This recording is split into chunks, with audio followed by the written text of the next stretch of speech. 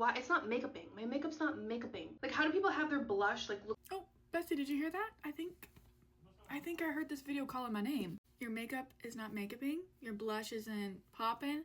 Your makeup's not lasting. Say it with me. Put that shit on. Put that shit on. Let's do the makeup routine that is going to last. It's going to look like makeup. It's going to photograph well. It's going to stay on all day. I think I already kind of said that. But my point is, if you want a makeup routine that is going to last you all day and it is going to look like makeup, that is the biggest miscommunication I feel whenever I do a video like this. People are like, oh my god, that is so much makeup and you look completely different and you look like you have a lot of makeup on. And that's the point. The point is for it to look like makeup. It's makeup. It's meant to look like makeup. Does that make sense? Okay, let's get into it. Okay, class, what is the first step to our routine? Skin prep. Yes, correct. Good job.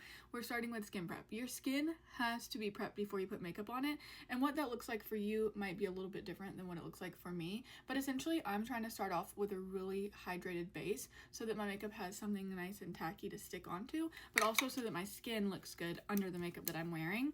I'm starting with the Rhode Glazing Milk. This is just a really hydrating, milky style toner that just really instantly hydrates the skin. Just looks really glowy, gives my skin a drink of water, acts as a really great base under makeup. I also like to go in with some sort of hydrating serum. This is the Beauty of Joseon Glow Serum. And look at the skin, honey. It should look like this when you're done with your skin prep.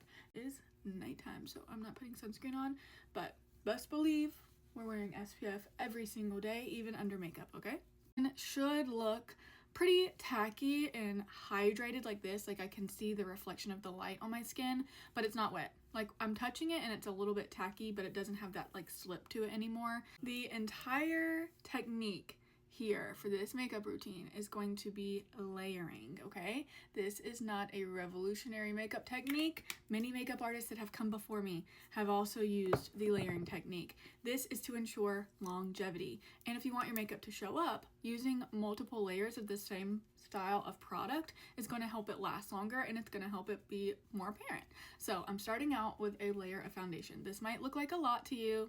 Doesn't feel like a lot to me. Do what you feel is appropriate for you and your skin, but I am going to be pretty heavy-handed in this video because I want it to look like I have makeup on.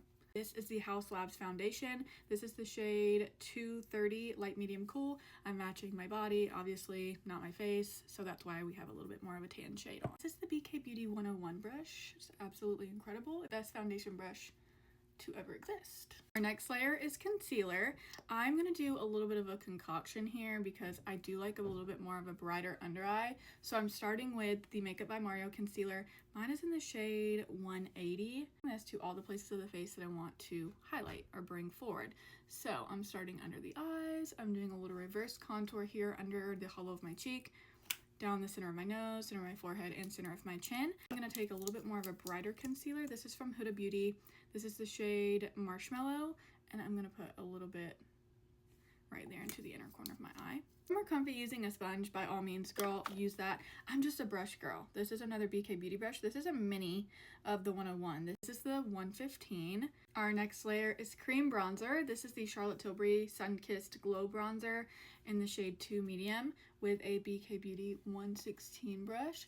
I'm going to start stamping this kind of in the areas where I want to bronze, give myself a little bit more chisel, a little bit more color, because we kind of took all of the color away. I'm looking really flat right now, so I'm trying to kind of add that back in the ideal places. Okay, this is what we're looking like with cream bronzer placed, and now I am going to start blending it out, and then we're gonna add my favorite part, blush. You can see we're doing a layer of all cream or liquid or like wet products, and then we're gonna go back over all of these products with powder versions. So that's the layering concept. So I'm gonna go in with a liquid blush. You can do liquid or cream at this step. It really doesn't matter, whatever is your preference. For me personally, I love liquid blushes. So I'm going in with the Armani Luminous Silk Cheek Tint in the shade 62. This is the mauve shade. This is just one of my favorites. To blend this out, I'm also using a brush. This is the BK Beauty 112. Now it's time to start setting with powders. We're gonna go in with loose powder first. This is the Huda Beauty Cherry Blossom powder and I'm using this on a little powder puff. I'm pressing the powder into the puff on the back of my hand, and I'm gonna start pressing this into my under eye, really setting that concealer that we used. And anywhere that we used concealer, I'm going to be setting with loose powder.